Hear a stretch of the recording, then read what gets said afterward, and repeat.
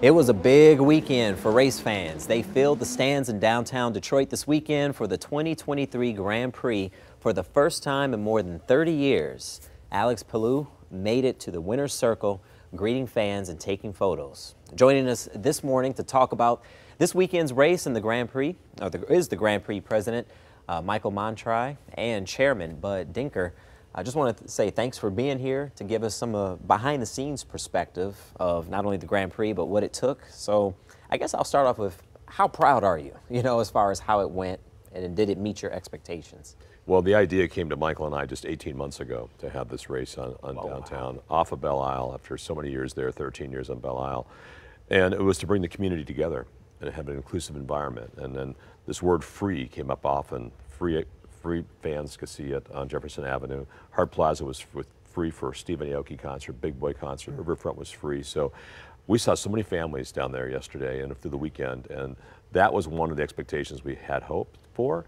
It exceeded that, but also, as you mentioned in the break, the views of the overhead shots of our city were magnificent around the world. In 200 countries, Michael got to see this race around the world.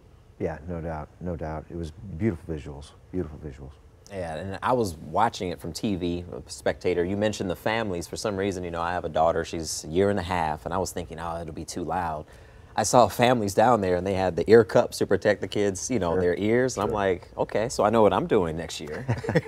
So, we're happy that you came back downtown. Could you tell us a little bit about if it was challenging to make that move? Because I'm sure, even though it's a short distance, I'm sure there's a lot of logistics behind the scenes. Yeah, really, definitely exactly right. Short distance, but brand new event. So all brand new planning, brand new venue, all new areas. But the good thing is we have a great team, and we're used to putting events on in the area, even though it was only a mile away. So it was challenging, but with the team behind us, we pulled it off, and it was very gratifying to see it all come together.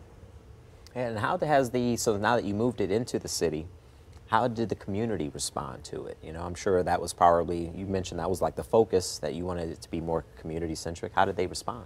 Well, we saw it yesterday. We've never had that many fans come to one of our Grand Prix in 14 years. The grandstands were sold out. Our chalets were sold out. But all those viewers, the viewers got to come down and see it for free in these stands that we built for them for free as well too. So the community responded so well because of the ability for us to communicate the fact that this is an inclusive event. This is not just for the race fans. This is an event.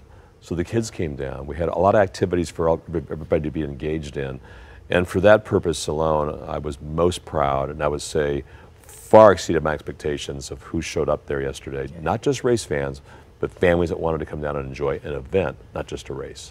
Yeah, and I know what I'm doing next time because, Detroiter here, born and raised. I remember Belle Isle, the races being on Belle Isle. My parents used to always tell me about it being in the city, and now to see that, yeah, it looked really good. It looked really good. And I was talking about the drivers. I saw some of the interviews already. What have you heard back from the drivers as far as their experience with it? Did they express that they were happy to even have it back in the city for those that can remember the history? Well, the drivers like to be stars as well, right? Yeah. So when there are more people there, the big event atmosphere that we had downtown, they love it. They love street races. We have 5 of them across the circuit in IndyCar, Detroit being one of them, of course. So yeah, no, they really enjoyed it. And as far as the race goes, it was an exciting race. Yeah, I mean, those guys find a way to pass, no matter, how bumpy or how narrow, they'll find a way. So it was a great race.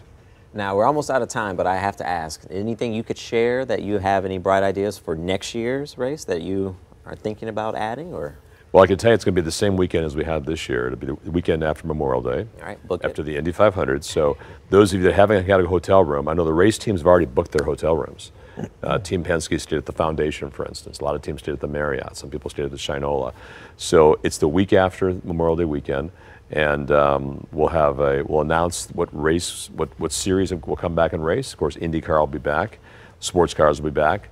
More to announce, but we're also very proud to think of the fact that we want to make it free again next year.